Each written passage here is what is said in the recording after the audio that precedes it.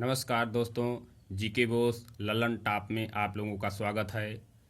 आज हम फिर 10 सवाल लेके आए हैं दिसंबर और जनवरी के महत्वपूर्ण, जिसमें पहला सवाल है, घाट पेयजल योजना किस राज्य ने शुरू किया है? घाट पेयजल योजना किस राज्य ने शुरू किया है? मध्य प्रदेश, हिमाचल प्रदेश, उत्तराखंड, केरल। मध्य प्रदेश, हिमाचल प्रदेश, उत्तराखंड या केरल? इसका आंसर होगा उत्तराखंड। तो हम उत्तराखंड के विषय में कुछ जानकारी ले लेते हैं। उत्तराखंड के गवर्नर कौन हैं? बेबी रानी मौर्य। विधानसभा सीट यहाँ कितनी है? 71। Rajya Sabha seat 3, Lok Sabha seat 5। यहाँ के सीएम कौन है? त्रिवेंद्र सिंह रावत। 9 नवंबर 2000 को इसका गठन किया गया। 2000 से 2006 तक यह उत्तरांचल के नाम से जाना जाता था। इसे फूलों की घाटी के नाम से भी जाना जाता है। यहाँ पे Jim Corbett National Park, Nanda Devi National Park आदि महत्वपूर्ण नेशनल पार्क हैं। चलते हैं हम दूसरे सवाल की तरफ। एथेनॉल प्लांट कहाँ स्थापित किया जाएगा? एथेनॉल प्लांट कहाँ स्थापित किया जाएगा? उत्तर प्रदेश, छत्तीसगढ़, बिहार या उड़ीसा? बताइए दोस्तों, एथेनॉल प्लांट कहाँ स्थापित किया जाएगा? उत्तर प्रदेश, छत्तीसगढ़, बिहार या उड़ीसा? इसका उत्तर छत्तीसगढ़ होगा। छत्तीसगढ़ में एथेनॉल प्लांट स्थापित किया जा रहा है। तो छत्तीसगढ़ के विषय में कुछ जानकारी प्राप्त कर लेते हैं। इसका गठन 1 नवंबर 2000 को हुआ था। मध्य प्रदेश से अलग होकर बना है। इसकी राजधानी रायपुर का अब नाम बदलकर अटल नगर रख दिया गया है। राज्यपाल यहाँ की अनुसुईया उड़के हैं। सीएम भूपेंद्र बघेल। अब इथेनॉल का जो है सूत्र है C2H4O। एक प्रकार का यह एल्कोहल है। इसे एथिल एल्कोहल के नाम से भी जाना जाता है। चलते हैं अगले सवाल की तरफ। सवाल नंबर 3, सैल की पहली महिला अध्यक्ष कौन बनी?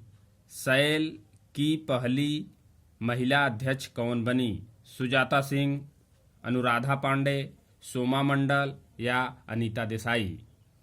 तो इसका आंसर होगा सोमा मंडल। अभी सोमा मंडल जो है सैल की पहली महिला अध्यक्ष बनी हैं। तो अब सैल की स्थापना कब हुई थी? 1954 में। सैल का फुल फॉर्म है steel authority of India limited. Bharat की सर्वाधिक इस्पात उत्पादक, यह भारत की सर्वाधिक इस्पात उत्पादक कंपनी है। चलते हैं अगले सवाल की तरफ। सवाल नंबर 4, 51वें भारतीय अंतर्राष्ट्रीय फिल्म महोत्सव में फोकस देश किसे चुना गया? 51वें भारतीय राष्ट्रीय फिल्म महोत्सव में फोकस देश के रूप में किसे चुना गया? नेपाल को, बांग्लादेश को, श्रीलंका को या पाकिस्तान को? तो बांग्लादेश को चुना गया है। इसकी राजधानी कहाँ है? ढाका। बांग्लादेश के राष्ट्रपति अब्दुल हामिद हैं और यहाँ की पीएम जो है शेख हसीना हैं। 26 मार्च 1971 से यह पाकिस्तान से अलग हुआ।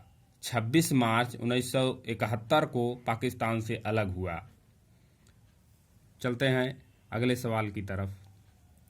सवाल नंबर 5, हाल ही में किस शहर के नगर निगम ने थैला बैंक की शुरुआत की है?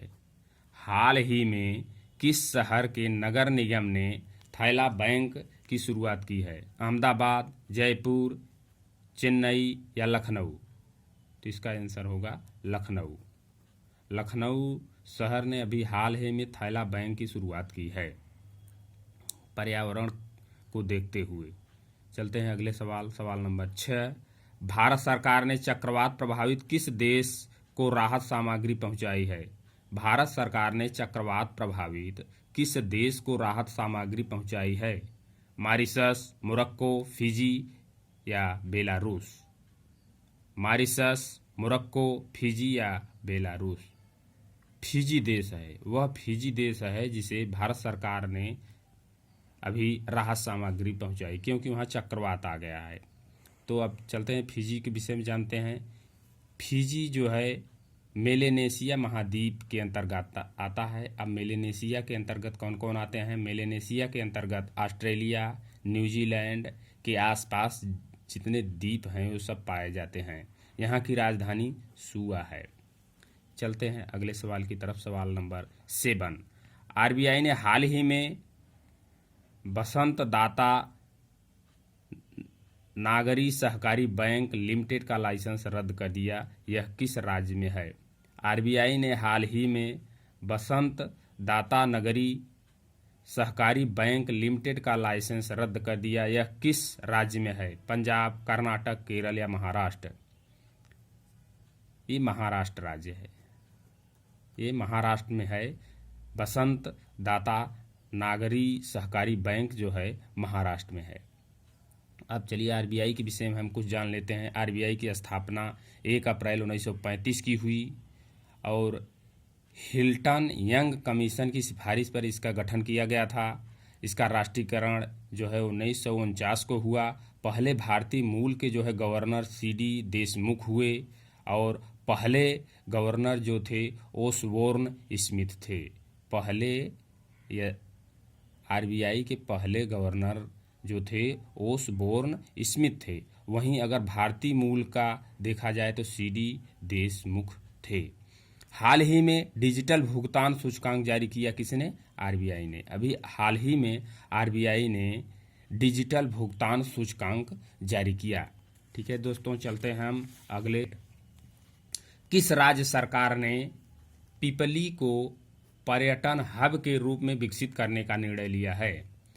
किस राज्य सरकार ने पिपली को पर्यटन हब के रूप में विकसित करने का निर्णय लिया है? बिहार, हरियाणा, उत्तर प्रदेश या गोवा? बिहार, हरियाणा, उत्तर प्रदेश या गोवा? तो हरियाणा राज्य ने पिपली को पर्यटन हब के रूप में विकसित करने का निर्णय लिया है। चलते हैं हरियाणा के विषय में जानकारी लेते हैं हम। यहाँ के राज्यपाल जो है सत्यदेव नारायण आर्य हैं। सीएम मनोहर लाल खट्टर हैं। नेशनल पार्क यहाँ जो है कलेसर और सुल्तानपुर नेशनल पार्क हैं। लोकसभा सीट 10, राज्यसभा सीट 5 है। अभी करंट जो है करंट के विषय में जानकारी लिया जाए तो एनीमिया मुक्त भारत सूचकांक में नंबर 1 रैंक में हरियाणा आया है। और प्रोजेक्ट एयर केयर की शुरुआत भी यहाँ के शहर गुड़गांव से हुई। प्रोजेक्ट एयर केयर की शुरुआत गुड़गांव से हुई। चलते हैं अगले सवाल की तरफ। सवाल नंबर 9। अमेरिकी रक्षा विभाग के अनुसार किस देश के पास विश्व की सबसे बड़ी नौसेना है? अमेरिकी रक्षा विभाग के अनुसार किस देश के पास विश्व की सबसे बड़ी विश्व की सबसे बड़ी नौसेना है? तो भारत, अमेरिका, फ्रांस, चीन? इसका आंसर चीन होगा। अमेरिकी रक्षा विभाग के अनुसार यह बताया गया कि विश्व में इस समय सबसे ज़्यादा नौसेना मजबूत किस देश की है? तो वो चीन है।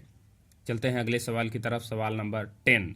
किस राज्य सरकार ने स्मार्ट ग्राम योजना का नाम बदलकर आरएस पाटिल के नाम से रखने की घोषणा की है?